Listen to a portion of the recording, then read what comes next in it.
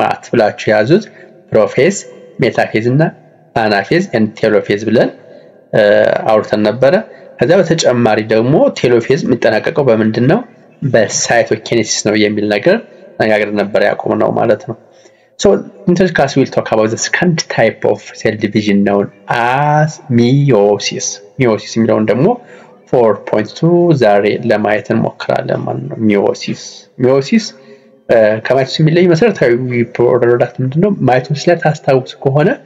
ማይቶሲስ አራት ጥቅሞች አሉት ብለን ነበር almost አራት ጥቅሞች አንደኛው just grows ነው ብለን ነበር ማይቶሲስ ነው just I'm talking ማይቶሲስ ያለፈው የከለስኩላችሁ grows ለግሮዝ ይጠቅማል ብለን ነበር ሁለተኛው ሴል ሪፕሮዳክሽን ሴል ሪፔር ለማድረግ የተጎዳው እንዲያገግም ሪፔር ለማድረግ ሁለተኛው ሪፕሌስ ለማድረግ የተጎዱ ወይም worn out የሆኑ ህዋሶችም እንዲያደርጉ ሪፕሌስ ለመተካት ያገለግላሉ the last reproduction እንደነ መልቲ unicellular organism እንዳሉ እንደነ አሚኖ ደግሞ ለሪፕሮዳክሽን ፐርፐዝ ያገለግላሉ ስለዚህ ሶስቱ በአር የሚጀምሩ ናቸው replacement or repair of damaged cells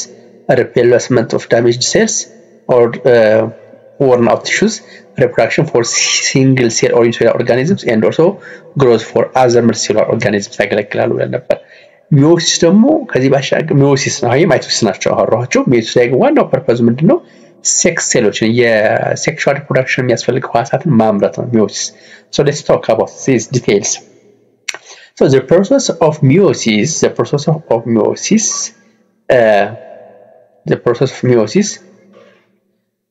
the characteristic features of organs that reproduce what sexually reproduce sexually so the process of meiosis is a characteristic feature of organisms that reproduce sexually በጾታዊ እርባታ ለሚራቡ ኦርጋኒዝሞች መገለጫ ነው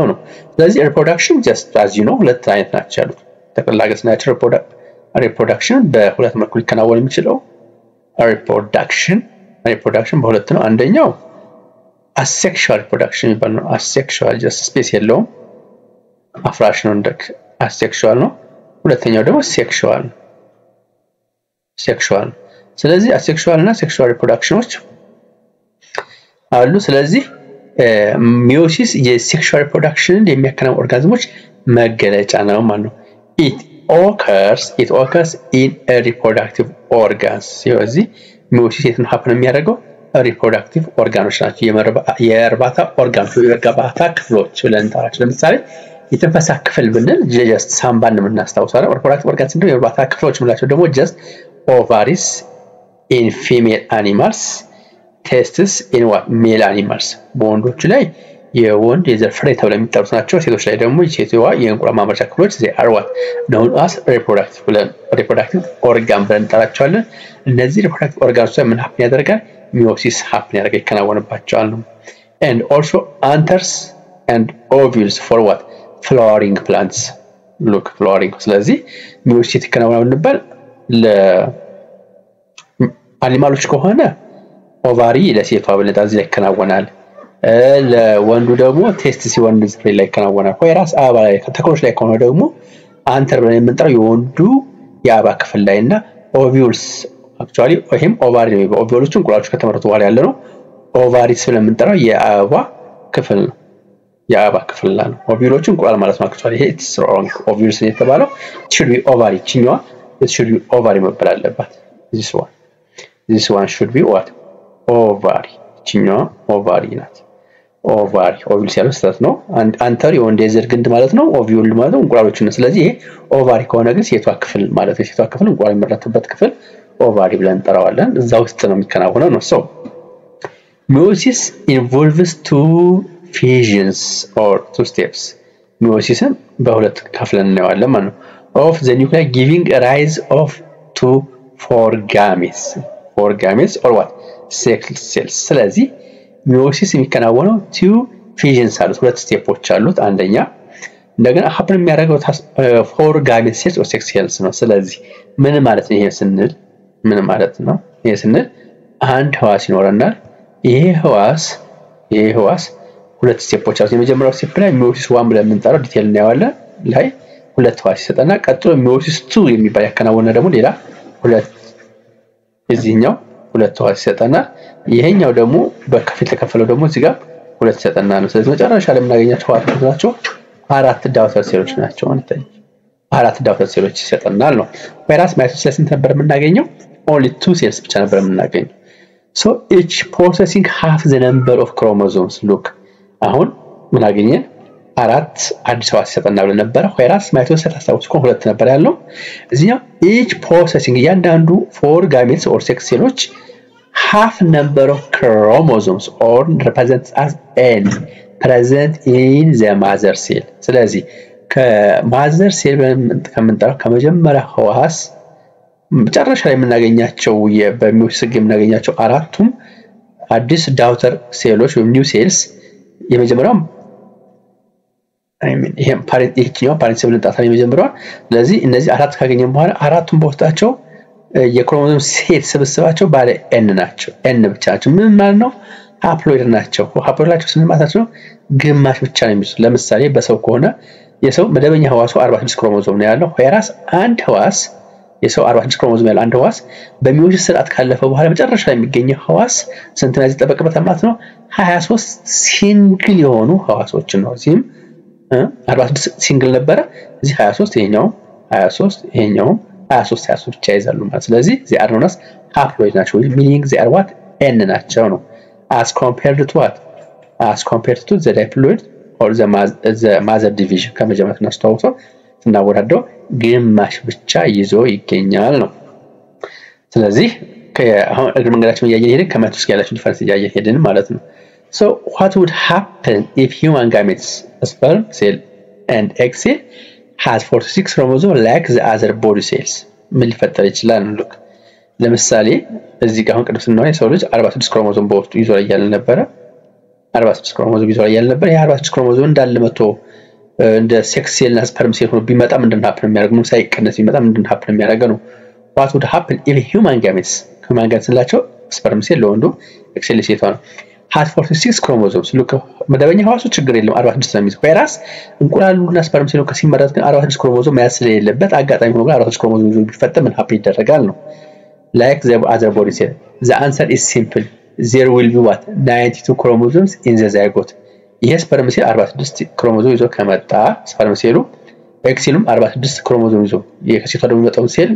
ኤክስ ሴሉ 46 ክሮሞዞም ይመጣ ይሄን ሲደመር ስንት ነው 92 ክሮሞዞም ይዛል በባዮሎጂ ህግ የአንድ ሰው የሴል ውስጥ ያሉት የክሮሞዞም ቁጥር መስጠት ይዋል 46 ክሮሞዞሞች ናቸው ስለዚህ 92 ሲሆን it cannot be human being ሊሆን አይችልም ሌላ ኦርጋኒዝም ነው ከመልሰው ውጭ ይሆናል 96 ክሮሞዞም ያለው የሰው ስለያ ስለሌለ it might be another feature another creature ሊሆን ይችላል ማለት ነው which will not be normal አይደለም thus during gametogenesis means the process of what gamete formation ማለት gametogenesis ማለት ያ ነገር አይደለም gamete formation ማለት just gamete በሚፈጠርበት ጊዜ gamete ለምንጠራቸው እንደናቸው they are known as sex cell ነበረ ለወንድ ከሆነ sperm cells ነው ለሴት ከሆነ ደግሞ egg cell ነው so gametogenesis ነው ፕሮሰሱ ሂደቱን ነው in human ovaries and testes the 46 chromosomes in the initial mother will be what reduced by what half to 23 chromosomes በጋሜቶጂኔሲስ ስርዓት አንድ መደበኛ ህዋስ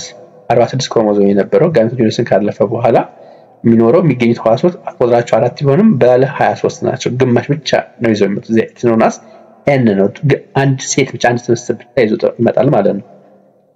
as a result the sperm or the egg cells nuclei have 23 chromosomes which are haploid and abbreviated as n ስለዚህ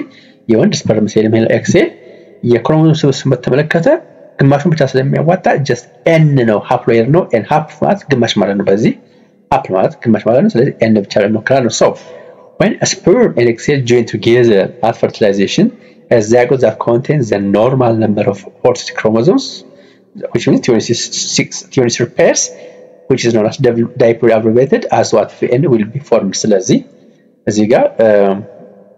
ስፐርም ሴል ይኖራል እንበል ስለሰው ያወራን ነው እዚህ ጋር ኤክስ ሴል ይኖራል ይሄ በሴክሹዋል ኢንተርኮርስ በሚገናኝበት ጊዜ it forms z which is known as zygote ብለን የምንጠራው ፎርም ያደርጋል ስለዚህ ይሄ n ነው which means 43 I mean 23 ብቻ ይዞ ይመጣል ኤክስ ሴሉም n ነው which is 23 ብቻ ይዞ ይመጣል ሲገናኙ 46 ክሮሞዞም ያለው አዲስ ህዋስ ዴቨሎፕ ይደረጋል ነው ህዋስ በሴል ዲቪዥን በማይቶሲስ እያደገ እየበዛ just ማጥራት ጽንሱ ነው ይወለዳል ማለት ነው so figure 4.4 depicts the different phases of meiosis 1 and meiosis 2 ቅድም ታስታውሱ ሆነ ሁለት ፌዞች አሉ ብለን ነበር meiosis it's known as meiosis first and what meiosis second ተብለው በሁለት የሚከፈሉ ስቴፖች አሉት meiosis ላይ ነው a short description of each phase is represented in table 4.1 ናያቸዋል ምንድናቸው እስኪመጡ ነገሮች ለማየት እንሞክራለን man let's go to the details discussion part look here is meiosis 1 here is meiosis 2 meiosis ላይ ምን እንደሚከናወነው ስንል መጀመሪያ እዚህ ጋር ታዩታል ያው መደበኛ ህዋስ አለ እዚህ እንደምታዩት መደበኛ ህዋስ አለ እዚህ ጋር ቅድም ያየናቸው ክፍሎች በሙሉ አሉ ይሄ the mother cell which is known as 2n ነው ዳይፕሎይድ ነው መደበኛ ህዋስ ነው ስለዚህ የምንወራ ከሆነ 2n ነው ስንል 46 ክሮሞዞሞች ወይም ደግሞ 23 pairs አሉት ማለታችን ነው 2n መደበኛ ህዋስ ነው ስለዚህ meiosis ላይ ፕሮፌዝ ላይ ሲገባ የሚደረጋል synapses and crossing over happen ያደርጋል synapses and crossing over happen ያደርጋል ክሮሞዞሞቹ ሲንገኙበት ይሄው ዱፕሊኬት የመሆን አዝማሚያ እዚህ ጋር ታያቸው ውስጥ happen ያደርጋል ሜታፌዝ ላይ spindle fiber what formed spindle fibeሮቹ ፎርም ይደረጋሉ እዚህነታ ከረመስ ነገሮች አሉ አናፌዝ ላይ ሲስተር ክሮማቲድስ what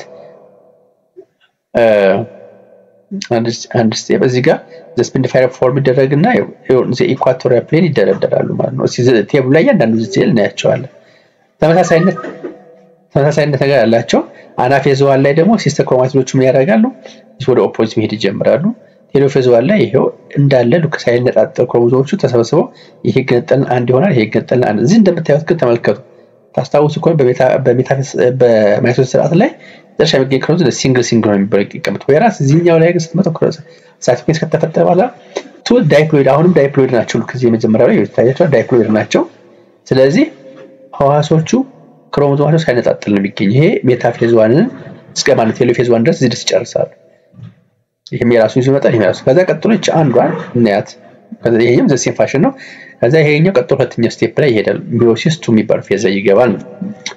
meiosis 2 ፌዝ ላይ እስከናው ምን እንደሚፈጠረው ስንል ይሄ መልሶ ደግሞ አሁን የሚያገኝ ይበተናል እዚህ ጋር just ይዘረዛው ይበተናል so the process to ላይ the diploid daughter cells from meiosis 1 እዚህ የመጡት ናቸው እዚህ ጋር የገቡት ናቸው ምን ያደርጋሉ እነዚህ ደግሞ መልሶ ራሳቸውን ሜታፌዝ 2 ላይ አሬንጅ ያደርጋሉ አሁን ዱፕሊኬሽን የለም ሁለተኛ ዱፕሊኬት ያደርጋሉ ስለዚህ ራሳቸውን አሬንጅ ያደርጋሉ ታያቸዋል እዚህ ጋር በኢኳቶሪያል ላይን አሬንጅ ያደርጋሉ ከዛ አናፌዝ ላይ ደግሞ ምን ያደርጋሉ መገንጠል ጀምረው ወደ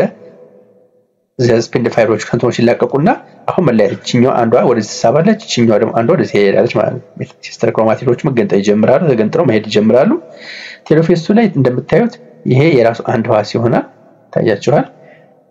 ይሄ just እንደዚህ ይገመሳል ይሄኛውም እንደዚሁ ደግሞ ለከኛው ስቴፕ ደግሞ በዚህ ደግሞ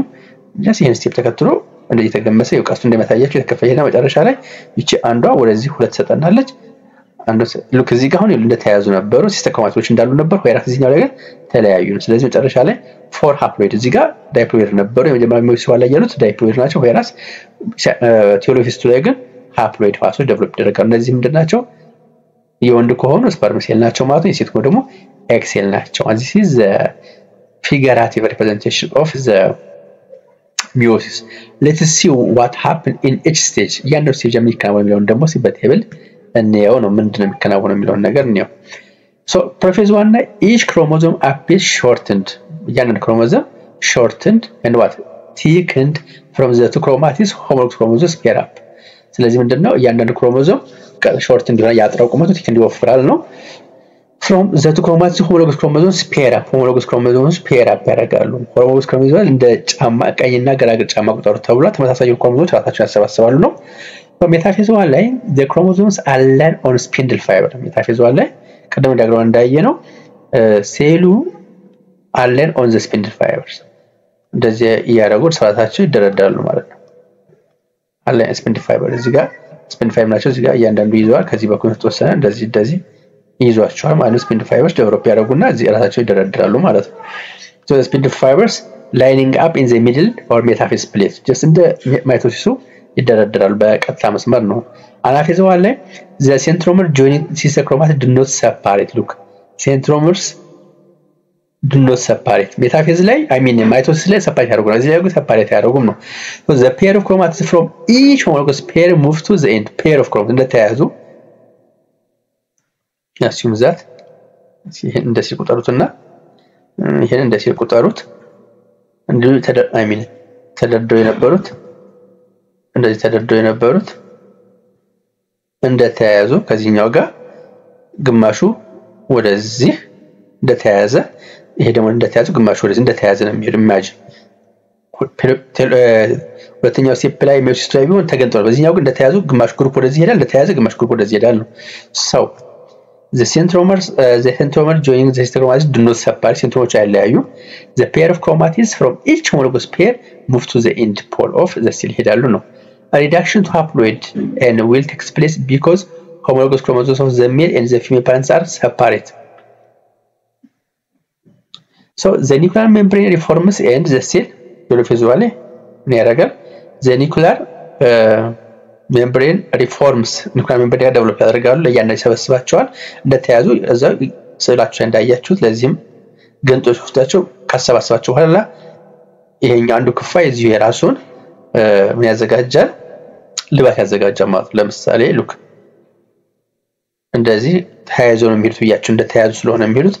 እንደተያዙ ስለሚሄዱ እዚህ ውስጥ ለራሳቸው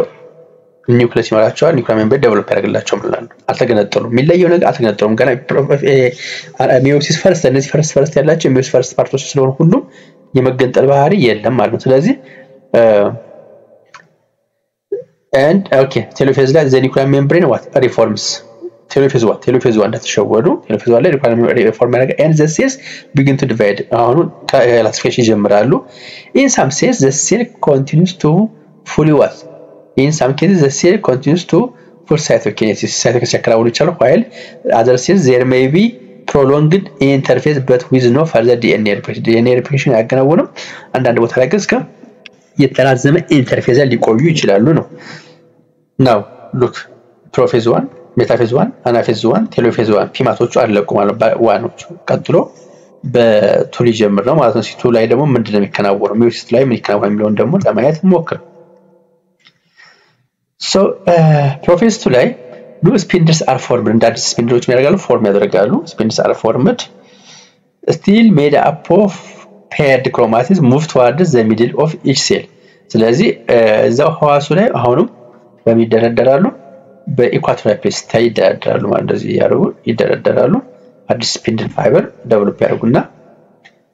እቺኛውን ደግሞ ወደዚህ የሚወስድ እንደዚህ ያደርጋ ይሄኛው ወደዚህ የሚወስድ አንዱ ወደዚህ የሚወስድ ስፒንድል ፋይበርስ ዴቨሎፕ ያደርጋሉ ማለት ነው ስፒንድል ፋይበር መነሻቸው እዚህ አስለ ፖል ላይ ስለሆነ so what happens then the chromosomes line up in the metaphase plate just ተመሳሳይ ነው metaphase plate ላይ ይደረደራሉ ቀድም ይሄ ባለፈው ማይቶስ ላይ የሚያየ ነው አሁን ሜታፌዝ 1 ላይ የሚያየ ነው ራሳቸውን በኢኳቶሪያል መስመር እንደዚህ ያዘጋጃሉ ይደረደራሉ ስፒንድል ፋይበሮች ውስጥ ይላሉ አሁንም እንዳትረሱ እዚህ ጋር አካባቢ የሚነሱ ክር መሰሎች ነገር ስፒንድል ፋይበር ያላቸው ይኖራሉ with the spindle attached to the chromosome each chromosome coming from the opposite pole just ቀጥሎ አናፌዝ ላይ the centromers divide look አናፌዝ 1 ላይ ዲቫይድ ያደርጉና በዚህኛው ላይ ግን አናፌዝ 2 ላይ ግን centromers divide and sister chromatids what separate sister chromatids አናፌዝ 1 ላይ separate ያደርጉ እዚህ ግን separate ያደርጋሉ and pulled to the opposite poles አሁን centromoቹ ይሄ እንደዚህ ስለነበረ ሉካስ ይውዛት ሴንትሮሞች እዚህ ጋር ፖይንቶች ይላቀቃሉ ማለት ነው ሴንትሮም የሚባለው አንድ ሲስተር ክሮማቲድ እንደዚህ ካለ እዚህ ጋር ያለው የሚያዝበት ፖይንት ነው ሴንትሮም ብለን እንጠራው አሁን ሲገነጠሉ ምንድነው የሚያደርገው አናፌዝ 2 ላይ ተከተለያዩ ጀስት አንዱ ወደዚህኛው ፖል አንዱ ወደዚህኛው ፖል ይሄዳል ማለት ነው ቴሎፌዝ 2 ላይ the nuclear membrane reactives nuclear membrane አሁን ተለያዩ ገንጥሎ ያንዳንዶች ክር መሰሎች የየብቻ ይሄኛው ለዚህ ይሄኛው ለብቻ ስለመጣ ወደ ይገንጦ ስለወሰደ ለራሳቸው ኒውክሊየስ ወይ nuclear membrane የኒውክሊየስ ሽፋን ዴቨሎፕ ያደርጋሉ ማለት ነው ዴቨሎፕ ያደርጋሉ so the nuclear membrane reacts the chromosomes return to the interphase state ከዛ መልሶ ወደ ኢንተርፌዝ ይገባሉ ነው cytokinesis follows giving four daughter cells each with half the chromosome number of the initial parent or mother cell ከዋና ህዋስ just ያንዳንዱ ስንሰጥና አራት ህዋስ እናገኛለን ማለት ነው። እዚህ አሁን ያደረናቸው ስቴፖች ሁሉ እዚህ የተከናወኑ ናቸው። እዚህ ጋር በመጨረሻ ላይ በቲዮሪ ውስጥ በዚህ ተነቀል ይሄን ይመስላል ማለት ነው። So in today's class we have seen such points, but next class we'll talk about the comparison, a short and a brief comparison between the mitosis and the meiosis cell division. Until then, have a nice time. Bye bye.